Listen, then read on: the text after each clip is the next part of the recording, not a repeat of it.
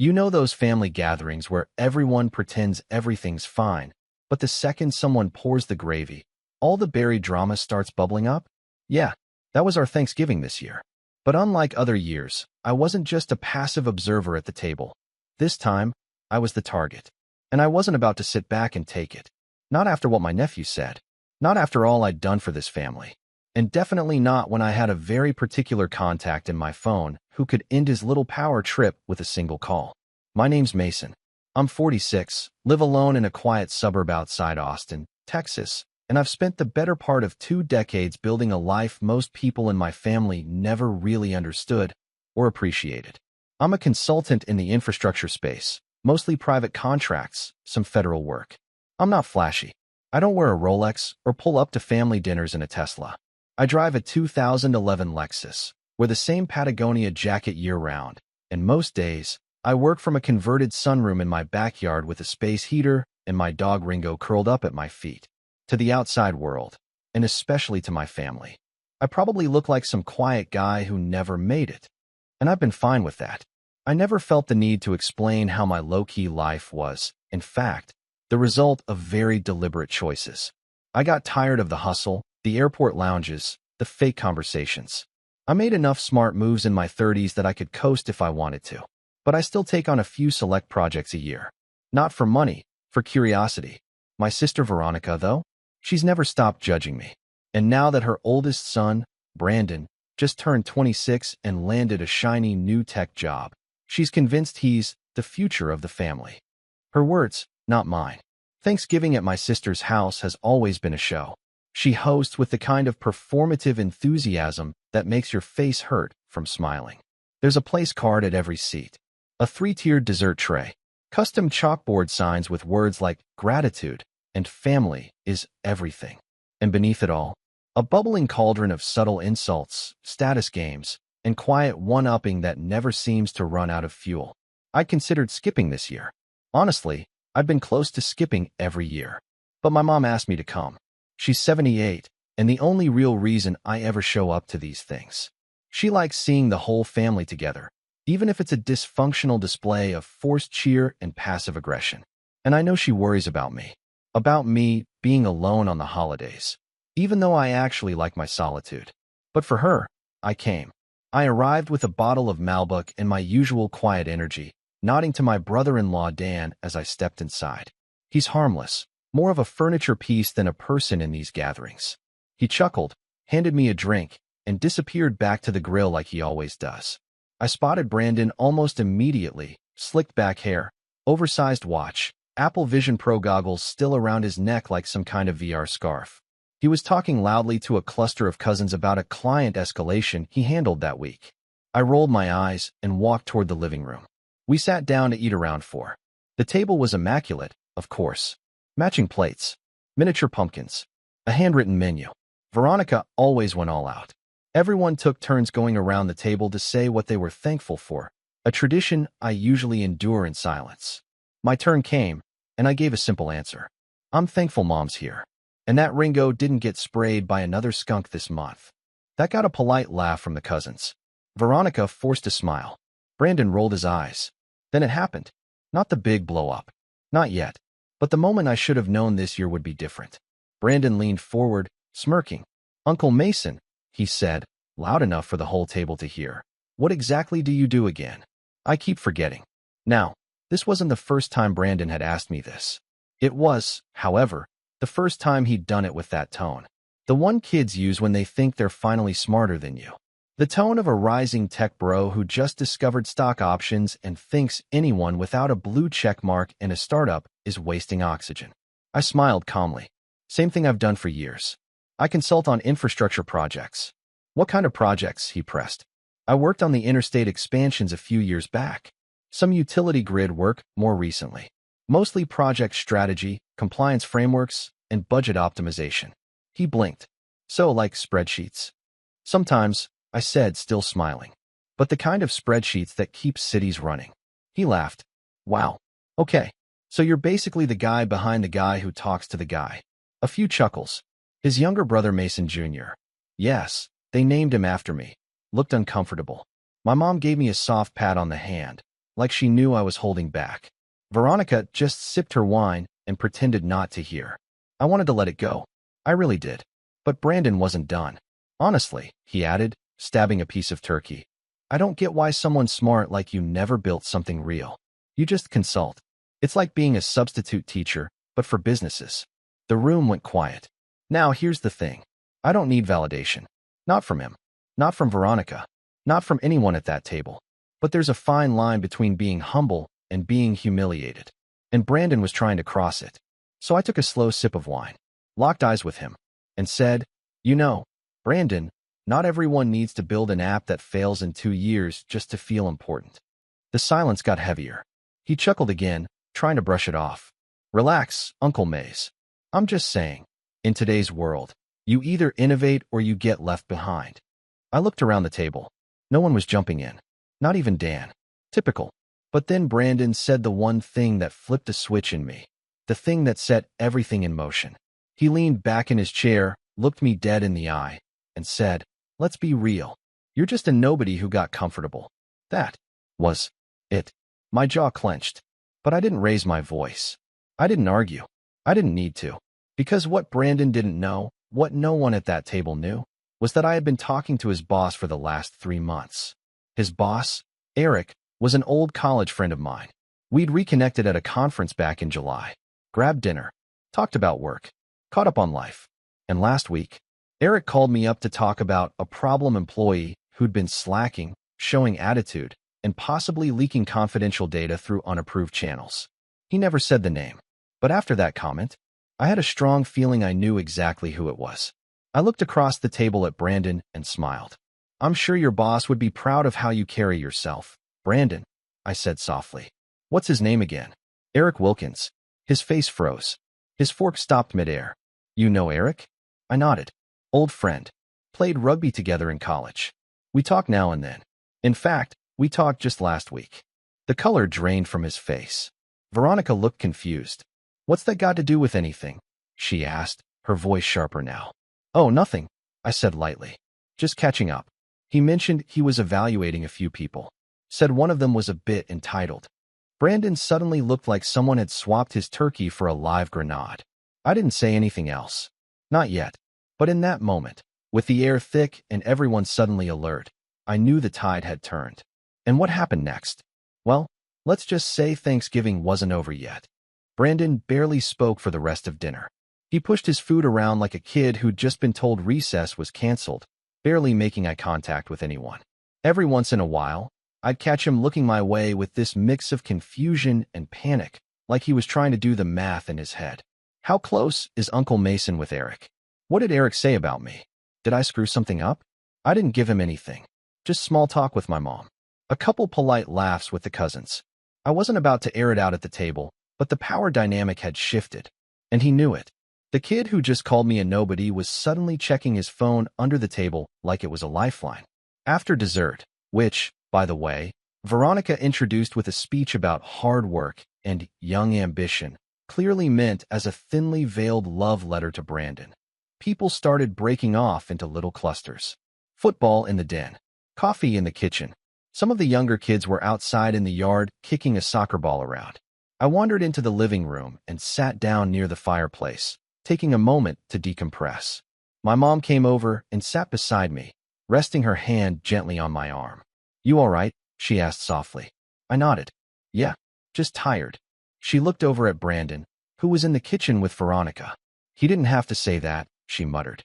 You're not a nobody, Mason. I'm sorry he said that. I patted her hand. It's okay, Mom. Really. But inside, I wasn't okay. I wasn't even close. See, I could have let it end there. Could have gone home, chalked it up to another awkward family gathering, and moved on. But something about the way Veronica had looked at me when she said, What's that got to do with anything? Like my opinion didn't matter, like my connection couldn't possibly carry any weight, stuck with me. And something about Brandon's smugness, that entitlement, that complete lack of respect for anyone who wasn't impressed by his LinkedIn page, that lit a fire. I stayed for another hour or so, mostly out of courtesy to my mom. But the atmosphere had shifted. Brandon kept darting in and out of the room, whispering to Veronica. At one point, I saw her glancing at me, then typing something on her phone with rapid thumbs. Probably texting him, just apologize and smooth it over. But he never did. When I finally stood up to leave, Veronica approached me at the door. "Thanks for coming," she said, all smiles and fake warmth. "It's always nice when the whole family's together." I nodded. "Sure. Tell Dan the turkey was great." She tilted her head. "You know, Mason, I think Brandon struck a nerve earlier. But I hope you don't take it personally. He's just passionate." I looked her dead in the eye. Passion without humility isn't ambition. It's arrogance. She blinked, unsure how to respond. I didn't wait for one. Just pulled my coat on, gave Mom a hug, and headed out into the chilly night air. The next morning, my phone buzzed around 9 a.m. It was Eric. "Hey man," he said. "You free to talk for a sec?" I stepped out into my backyard, coffee in hand. "Yeah, what's up?" Eric sighed. "So, that kid I mentioned last week. The one we were reviewing." "Yeah. Turns out he did exactly what we suspected. Forwarded some sensitive project data to a personal drive. Said it was just for remote access, but we have policies against that." "Name?" I asked, though I already knew. "Brandon. Brandon Miles." I exhaled slowly, watching the steam rise off my coffee. Eric continued. "I know you said he was your nephew, and I didn't want to overstep, but I figured you'd want to know. What are you thinking?" I asked. "We're still deciding. There are two people on the chopping block right now. One's Brandon. The other is a guy who's underperforming but not breaking any rules." I was leaning toward giving Brandon a pass. You know, young guy, lots of potential. But now, he paused. "Now I'm thinking we need to send a message." I didn't tell Eric what had happened at dinner. Didn't need to. The wheels were already turning. But I did say one thing. Whatever you decide, make sure it's someone who respects the people around him. The company. The rules. "I hear you," Eric said. "We'll finalize things Monday." I hung up, heart still pounding. I wasn't sure what was about to happen, but I knew it wasn't over. That weekend, I kept a low profile. Didn't text anyone in the family. Didn't check Facebook. Just took Ringo for long walks, caught up on some reading, and waited. Monday came and went without incident. Then Tuesday morning, I woke up to a single text from Brandon. "Did you talk to Eric?" That was it. No greeting. No context. Just that question. I stared at it for a moment, then typed back. I didn't need to.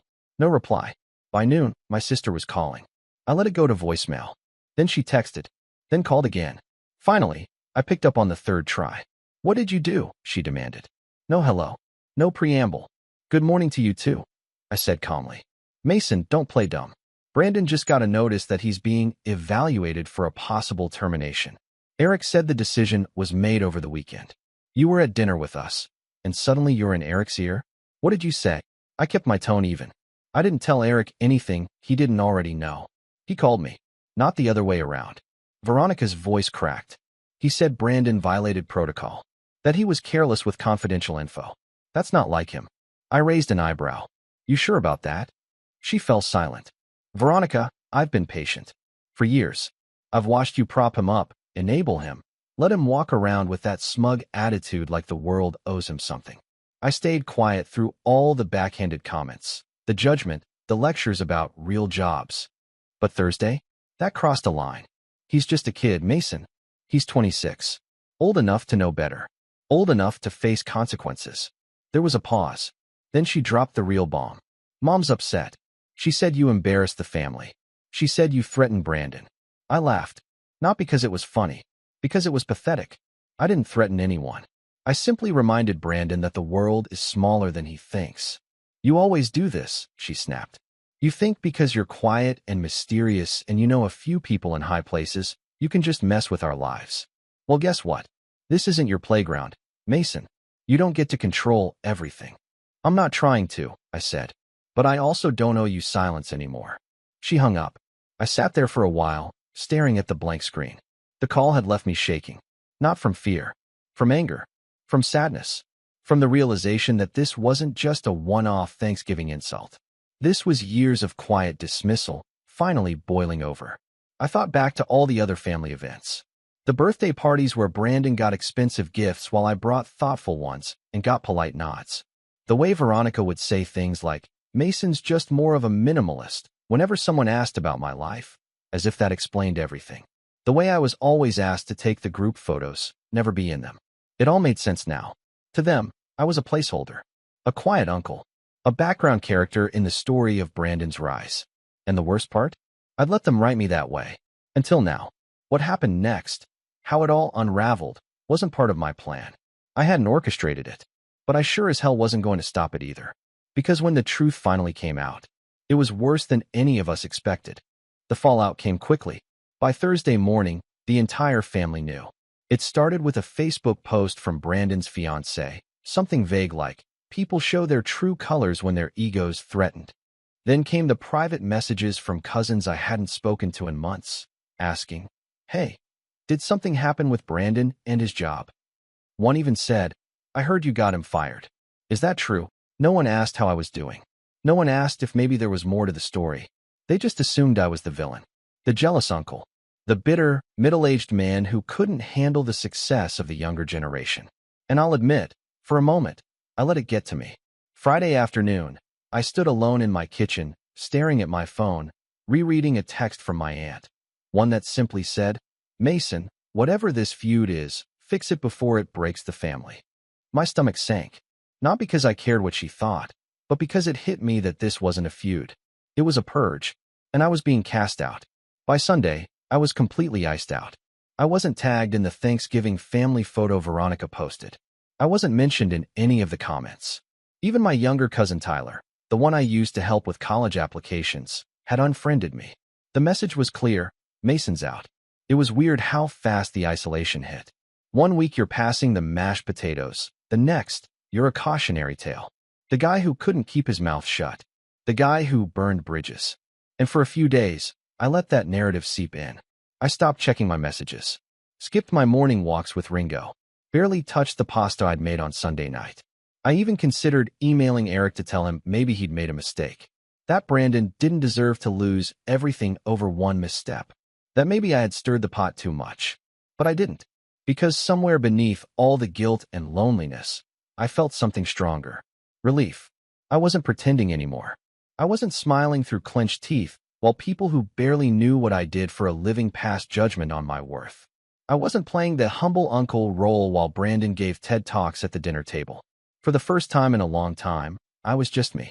No more scripts. No more nodding along. And in that silence, in the ache of exclusion, something started to shift.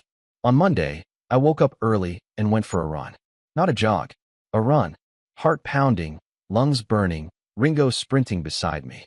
I pushed myself through 5 miles, came home drenched in sweat, and collapsed onto the floor with a grin that surprised even me.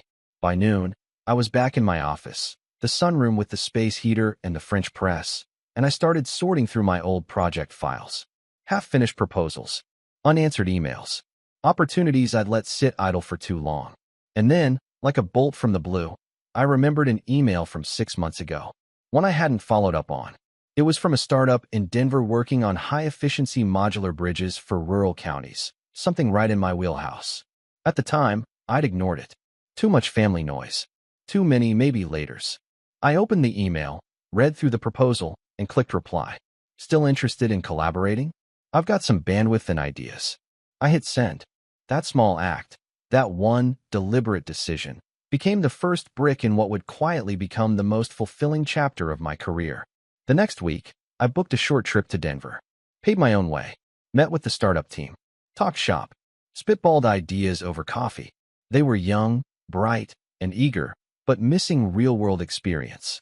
I offered to come on as a strategic advisor, part-time. They agreed on the spot. 2 weeks later, we had a pilot proposal sent to 3 counties in Colorado. By Christmas, we were greenlit in one of them. While my family was passing around eggnog and pretending I didn't exist, I was knee-deep in engineering schematics and budget optimizations, and loving every second of it. Funny how things work. I didn't post about it. Didn't email the family a "look what I'm doing" update. I just worked. Quietly. Patiently. Letting the results speak for themselves. Meanwhile, the silence from my family stretched on. My mom called on Christmas Eve. She always does. Said she missed me. Asked if I was eating enough.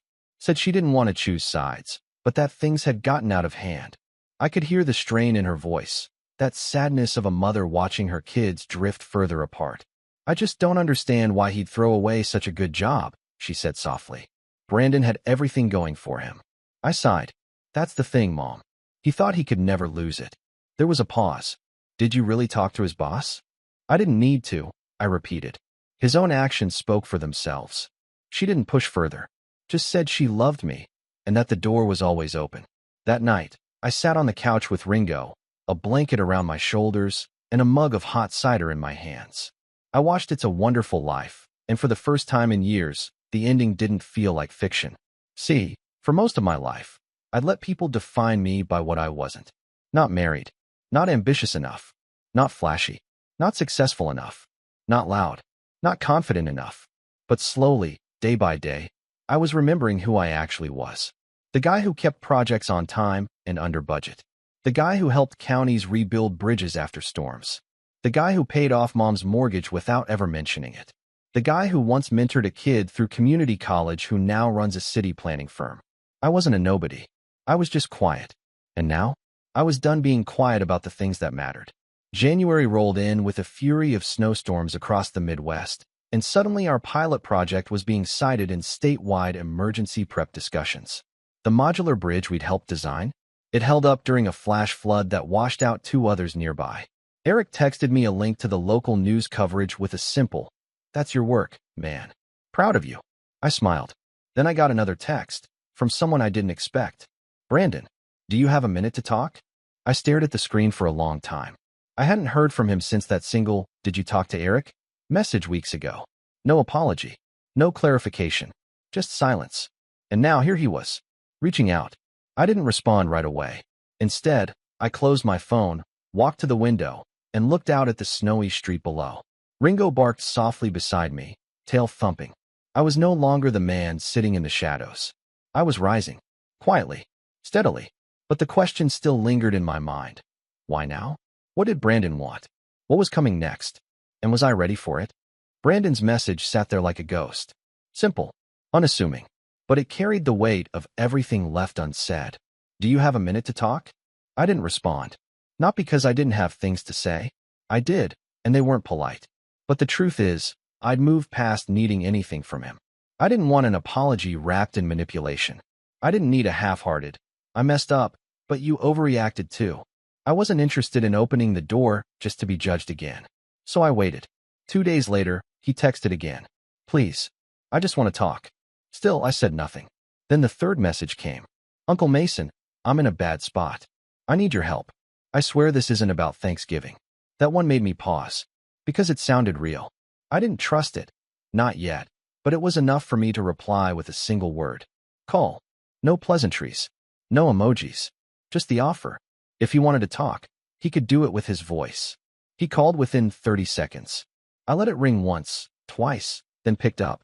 His voice was strained, but trying too hard to sound casual. "Hey, thanks for responding." I didn't say anything. "I know things got weird," he continued awkwardly. "And I know I crossed a line. But I really didn't mean to disrespect you. I don't know. I thought you were cool with the jokes. I didn't know you knew Eric." That whole thing blindsided me. There it was. Not, "I was wrong." Not, "I regret how I treated you." Just, "I didn't know you had power." I stayed quiet. Brandon cleared his throat. "Look, I'm in trouble. Real trouble." After the review, Eric didn't just let me go. He reported the incident to the company's legal team. Said it violated contract terms. Now they're pushing to recover damages over the security breach. I blinked. "Wait, they're suing you." "Not directly," he rushed. "Yet. But there's talk. And the worst part is, I can't find a new job. Everyone's either ghosting me or rejecting me last minute. I think Eric put something in my file. Like some red flag. No one's saying it, but I can feel it. Doors are closing." My mind raced. That didn't sound like Eric. He was firm, but fair. He wouldn't blacklist a guy unless there was more to the story. "Why are you calling me?" I asked. Brandon hesitated. "Because I know you're connected. And because I don't know who else to call. Mom's panicking. Dad's useless. And he trailed off, then said, quieter, "I messed up. Big time." I didn't reply, just let the silence stretch. Finally, he added, "I heard about the bridge project. Eric mentioned it before he cut me off. Said you were doing real work again. I figured maybe you'd let me help out. Learn from you. Shadow you. Whatever." I almost laughed. Shadow me? After all that? He wanted to ride my coattails now? But something in his voice caught me off guard. He wasn't cocky. He wasn't baiting me. He was scared. And that scared kid part of him, the part one used to help build Lego sets with when he was 8, the part that used to look up to me before Veronica got in his head, that part stirred something in me. Let me think about it, I said flatly. I'll call you back. I hung up. Then I did something I hadn't done in years. I started digging. Not to be nosy, not to punish, but because something didn't sit right with me. If Brandon had truly leaked confidential data, Eric would have terminated him cleanly and moved on. A black mark, sure, but not legal action. That meant the breach was more serious, which meant Brandon was either lying or hiding something worse. I called Eric that evening. I figured you'd be calling, he said. Is it true, I asked, that you're pushing legal? Eric sighed. We didn't want to. But once we started auditing his accounts, we found something bigger. He didn't just transfer data to his own drive. He forwarded proprietary design docs to a competitor. My stomach dropped. Wait, what? Eric's tone hardened. We've got email logs. A flagged domain. The startup's still small. They didn't know what they were looking at, thank God. But it's bad, Mason. It's industrial espionage, even if he didn't realize the implications. I sat there, stunned. I thought about warning you, Eric said, but I figured you'd keep your distance. I did. Until today. There was a long pause. Then Eric said something that made my blood go cold. And one more thing. He listed you as a reference on one of his job applications. What? Yup. Claimed he worked with you on a few confidential projects in the past. Even mentioned the modular bridge pilot. I only caught it because someone from a hiring board reached out to verify. I felt the anger rise like a tide. So that was the game. Brandon wasn't just reaching out for help. He was trying to co-opt my credibility, sneak into my lane under the guise of learning from me. And now? Now I was done playing nice. I hung up and sat in silence for a long time. The betrayal sat heavy in my chest. Not just because of what he did, but because of the pattern. The assumption that no matter how he treated me, I'd always be there. The safe, quiet uncle. The one who wouldn't retaliate. Well, this time, he'd chosen the wrong scapegoat. And I had the receipts. Over the next few days, I began to lay the groundwork. I reached out to an old contact from a legal compliance firm I used to consult for, not to sue Brandon, but to get an airtight timeline of my own involvement in the bridge project, complete with NDAs, time-stamped emails, and advisory agreements. I wanted it all documented, in case he tried to implicate me by association. I then contacted the Denver startup. I told them Brandon might reach out under false pretenses, possibly claiming past work or connections. I warned them to be careful. They were grateful for the heads up. Then I set up a meeting with a journalist I'd known for years, someone who wrote for a regional business journal. We'd talked in the past about doing a piece on public-private infrastructure innovations. I told him I was ready. But this time, I didn't just want to highlight the bridge. I wanted to talk about integrity, about silent contributors, about how trust can make or break a project. He was intrigued. Is there a story behind the story? He asked. Not one I'm ready to name, I replied. But let's just say some lessons come the hard way. We set the interview date for next week. And finally, with all the chess pieces in motion, I crafted one last move. I drafted an email to Brandon. Short, polite, precise. Brandon, after our recent conversation, I looked into your situation further. I've since learned that you listed me as a reference without my permission and claimed involvement in projects where you had no role. This is unacceptable. I am formally requesting that you remove my name from any job materials or correspondence going forward. If you fail to do so, I will pursue formal action to protect my professional reputation. I hope you find clarity in this difficult season, but I will no longer be a part of your story. Mason. I hit send.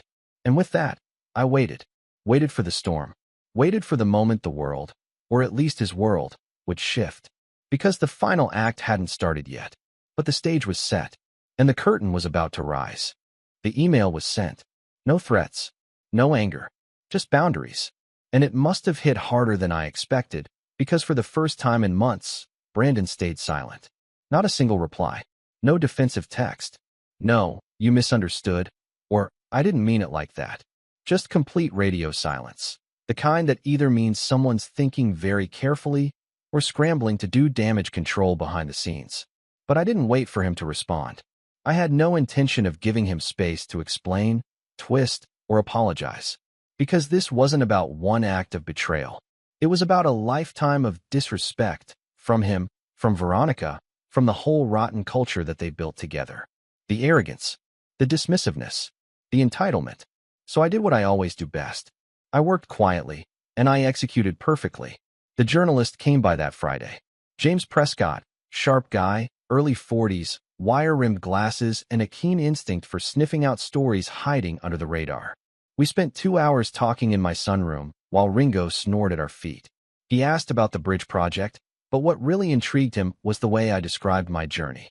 Stepping back from corporate life, prioritizing purpose over prestige, rebuilding infrastructure without making noise. At one point, he asked, "How did you get connected with the Denver team?" I smiled. I didn't chase it. They reached out. People tend to find you when you're quietly solving real problems. He grinned and jotted that down. I never once mentioned Brandon's name. Never hinted at our family drama. I didn't need to. But I made sure one quote made it into the piece. The biggest risk in any project isn't technical. It's human. One wrong ego in the room can burn down years of work. The article went live on Monday morning. The quiet architect behind Colorado's resilient infrastructure. How one man's low-profile vision is reinventing public-private partnerships. It took off faster than I expected. Picked up by a few national blogs. Shared by some local government forums. Even got a shout-out from the Department of Transportation's regional Twitter account. But more importantly, it showed up on LinkedIn. And that's where the real shift began. Suddenly, I was the name being whispered in professional circles.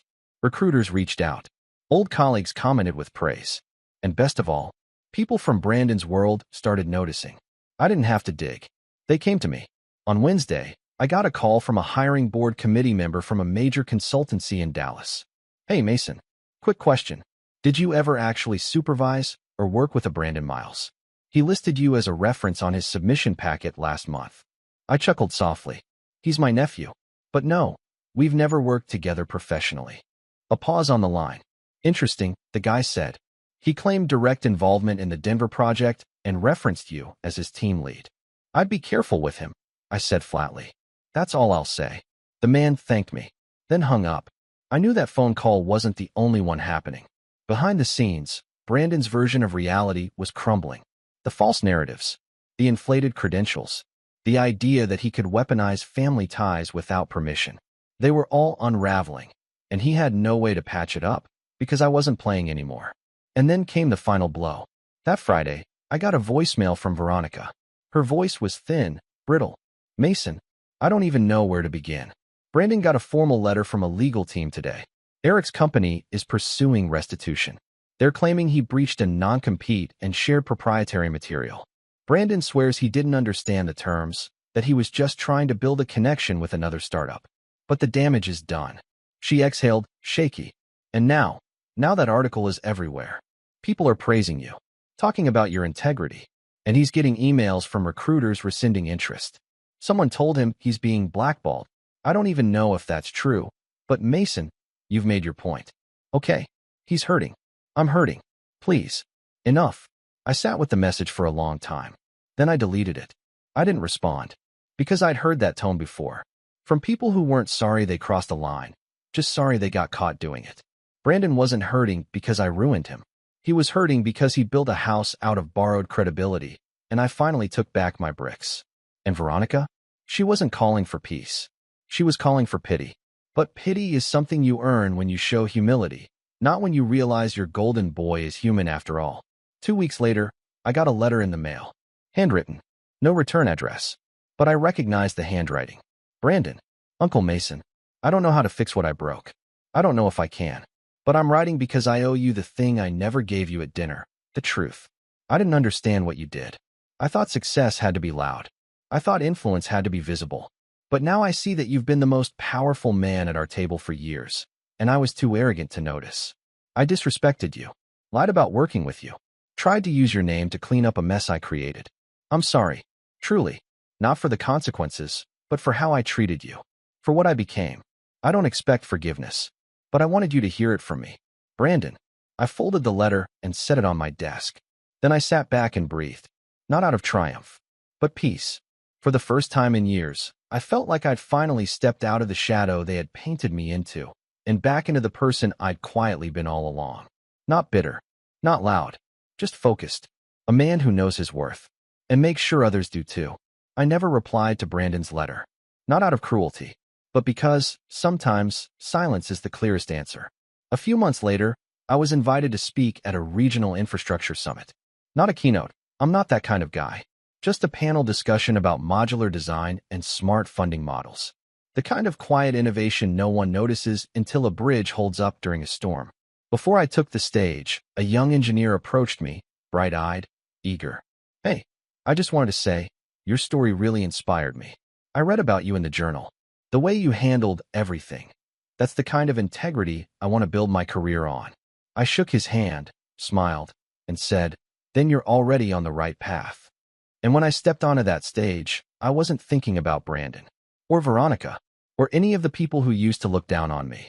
I was thinking about the work, about legacy, and about one simple truth. Sometimes the best revenge is becoming the man they said you'd never be.